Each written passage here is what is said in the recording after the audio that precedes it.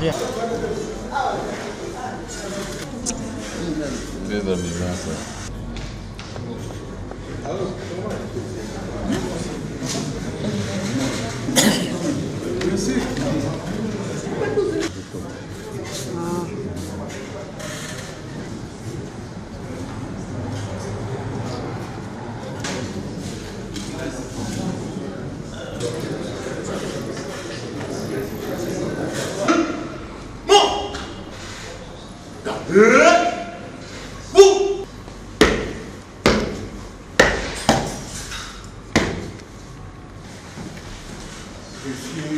Vous avez la parole.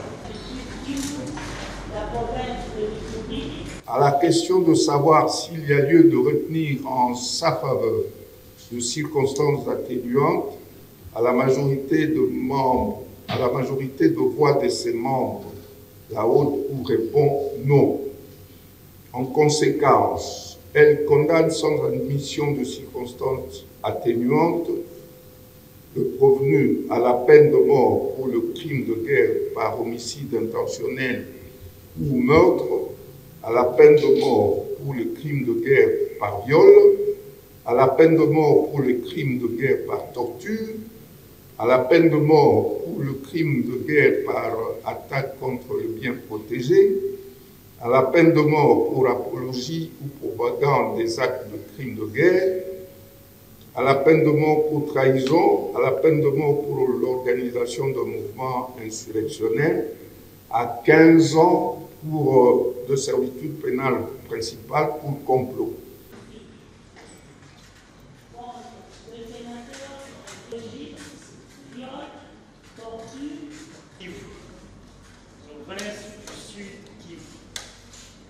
En conséquence, condamne le prévenu au paiement des dommages-intérêts fixés de la manière suivante.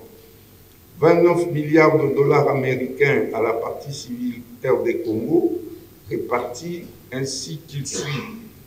Pour le préjudice moral, 5 milliards de dollars. Pour le préjudice écologique, 5 milliards de dollars américains, bien sûr. Pour le manque à gagner, 5 milliards de dollars américains. Pour les dépenses engagées pour la défense, 9 milliards de dollars américains. Pour les destructions des écoles et autres infrastructures, 5 milliards de dollars américains. Condamne également le prévenu au paiement de dommages-intérêts fixés à 2 milliards de dollars américains à la partie civile province du Nord Kivu. Au tribunal spécial pour le Liban. Je suis accompagné.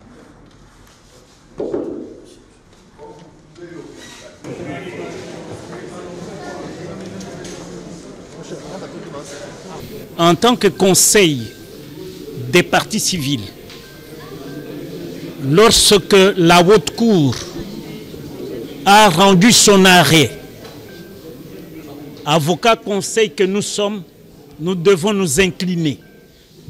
Ce qui voudrait dire que nous sommes satisfaits parce que le droit a été dit. Donc la justice, rendue au nom du peuple congolais, donne satisfaction à ce peuple, étant donné que le prévenu Kabila, cerveau moteur de tous les mouvements rebelles, tous les insurgés et toute l'agression rwandaise, lui comme cerveau moteur, vient d'être condamné à la peine capitale par la Haute Cour militaire.